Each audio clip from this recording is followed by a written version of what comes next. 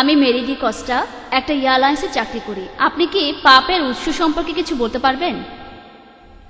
বোন, আপনি প্রশ্ন করলেন যে আমি পাপের উৎস সম্পর্কে কিছু বলতে পারবো কিনা। বোন, ইসলাম ধর্মে আমরা কোনো রকম পাপের উৎসে বিশ্বাস করি না। ইসলাম ধর্ম অনুযায়ী সব শিশুই নিষ্পাপ হয়ে জন্মায়। আর কোরআন স্পষ্টভাবে বলেছে যে কোনো মানুষ কখনো অন্য মানুষের ভার বহন করতে পারবে না, একজন মানুষ আরেকজনের ভার বহন করতে পারবে না। পবিত্র কোরআনে অনেক জায়গায় এই কথা রয়েছে। এখন এই পাপের উৎস সম্পর্কে চার্চ যেটা শেখায় সেটা আপনাদের বলতে পারি। চার্চ যেটা শেখায় আর বাইবেল কি বলছে সেটাও আপনাকে বলতে পারি। আমি বিভিন্ন ধর্মের উপর একজন ছাত্র হিসেবে দুটো ধারণাই আপনাদের বলবো। চার্চ যেটা শেখায় যে ইভ অথবা বিবি হাওয়া তিনি আর আদম গন্ধম ফল খেয়েছিলেন, আর এই ঘটনাটা আপনারা পাবেন বুক অব জেনেসিস 3 নম্বর অধ্যায়ে, যে তিনি আদমকে প্রলুব্ধ করেছিলেন গন্ধম ফল খাওয়ার জন্য, আর এই কারণে মানুষ জন্মায় পাপের ভেতরে। পবিত্র কোরআনে আদম আর বিবি হাওয়ার ঘটনাটার উল্লেখ আছে, তবে পবিত্র কোরআনে এমন কোনো আয়াত নেই যেটা শুধু বিবি হাওয়াকে দোষ দিয়েছে। আর পবিত্র কোরআনে সূরা আরাফের 19 থেকে 27 নম্বর আয়াতে উল্লেখ করা হয়েছে, বলা হয়েছে যে আদম আলাইহিস সালাম আর বিবি হাওয়া তাদের অনেকবার সাবধান করা হয়েছিল। বলা আছে যে তারা দুজনেই আল্লাহর আদেশ অমান্য করেছিলেন, তারা দুজনেই অনুতপ্ত হয়েছিলেন, আর তাদের দুজনকেই ক্ষমা করা হয়েছিল। দুজনেই এই অপরাধে তারা দুজনেই সমান অপরাধী। পবিত্র কোরআনে এমন একটা আয়াত নেই যেখানে দোষ দেওয়া হয়েছে শুধু ইভকে, শুধু বিবি হাওয়াকে। তবে কোরআনের একটি আয়াতে শুধু আদম আলাইহিস সালামের কথা আছে। পবিত্র কোরআনের সূরা তাহার 121 নম্বর আয়াতে উল্লেখ করা আছে আদম আলাইহিস সালাম আল্লাহ তাআলার আদেশ অমান্য করেছিলেন। তবে যদি পুরো কোরআন পড়েন, আদম আর হাওয়া দুজনকে সমান দোষী বলা হচ্ছে, আর পবিত্র বাইবেলে এই দোষটা শুধুমাত্র দেয়া হচ্ছে ইভকে, বিবি হাওয়াকে। বলা হচ্ছে তিনি আদমকে নিষিদ্ধ ফল খেতে প্রলুব্ধ করেছিলেন। আর বুক অব জেনেসিস 3 নম্বর অধ্যায় 16 অনুচ্ছেদে আছে যে সৃষ্টিকর্তা বলছেন তোমরা নারী, তোমরা এখন থেকে গর্ভধারণ করবে আর প্রসব বেদনা ভোগ করবে। তাহলে বাইবেল অনুযায়ী গর্ভধারণ একটা শাস্তি, কারণ বিবি হাওয়া আল্লাহর আদেশ অমান্য করেছিলেন। এর সঙ্গে যদি কোরআনকে তুলনা করেন, পবিত্র কোরআনের সূরা নিসার 1 নম্বর আয়াতে উল্লেখ আছে যে মাতৃগর্ভকে শ্রদ্ধা করো। সূরা লুকমানের 14 নম্বর আয়াতে উল্লেখ আছে, আর সূরা আহকাফের 15 নম্বর আয়াতে উল্লেখ আছে আমি মানুষকে তার পিতামাতার প্রতি সদয় ব্যবহারের নির্দেশ দিয়েছি। তার জননী তাকে গর্ভে ধারণ করে কষ্টের সাথে, প্রসবও করে কষ্টের সাথে। গর্ভধারণ নারীকে উপরে তোলে, বাইবেলের মতো নিচে নামায় না।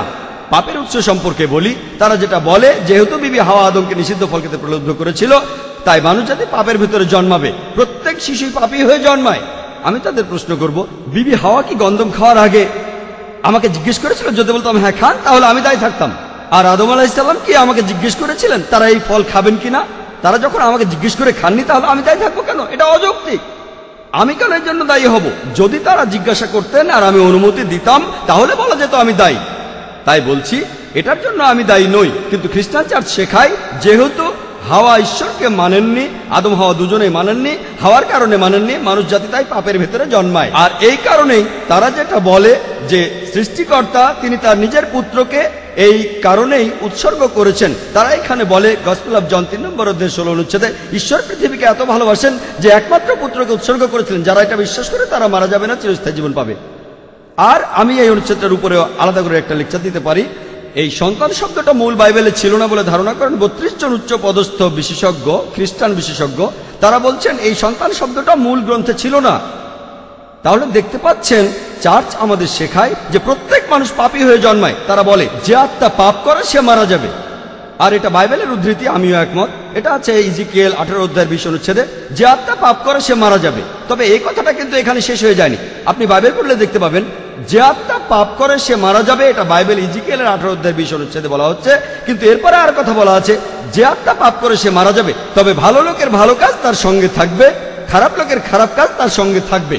পিতা তার পুত্রের অপরাধের ভার বহন করবেন না, আর পুত্র তার পিতার অপরাধের ভার বহন করবেন না। বাইবেল বলছে পাপ করলে আত্মা মারা যাবে, পিতা তার পুত্রের অপরাধের ভার বহন করবেন না, আর পুত্র তার পিতার অপরাধের ভার বহন করবেন না। ভালো লোকের ভালো কাজ তার সঙ্গে থাকবে, খারাপ লোকের খারাপ কাজও তার সঙ্গে থাকবে। কিন্তু কোনো খারাপ লোক যদি ঘুরে দাঁড়ায়, যদি সে ঘুরে দাঁড়ায়, তাহলে সে মারা যাবে না। পুরো অনুচ্ছেদটা এই কথাই বলছে। তাহলে বোন, এমনকি বাইবেলের কথা অনুযায়ী পাপ জন্ম থেকে আসে না। চার্চ যেটা বলে যে পাপ জন্ম থেকে আসে, সেটা বাইবেলের বিরুদ্ধে। খ্রিস্টান ধর্মের শিক্ষণীয় বিষয়গুলি কি সেটা জানতে বাইবেল পড়তে হবে। যেহেতু কিছু সংখ্যক মুসলিম পুরুষ নারীদের ছোট করে দেখে, তার মানে এই না যে ইসলাম নারীদের ছোট করে দেখে। ইসলাম নারীদের কিভাবে দেখে সেটা জানতে কোরআন আর হাদিস পড়ুন আপনি। সেজন্য বোন, আপনি বাইবেলেও দেখেন সেখানে পাপের কোনো উৎস নেই, কারণ বাইবেল পরিষ্কারভাবেই বলছে পিতা তার পুত্রের অপরাধের ভার বহন করবে না, আর পুত্রও তার পিতার অপরাধের ভার বহন করবে না। অপরাধ মানে পাপ।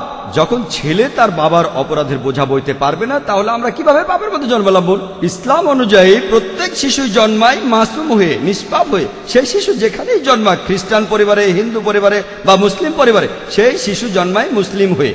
আমাদের নবীজি বলেছেন প্রত্যেক শিশু দ্বীনুল ফিতর নিয়ে জন্মায়, ইসলাম ধর্ম অনুযায়ী সে নিষ্পাপ হয়ে জন্মায়। আশা করি উত্তরটা পেয়েছেন।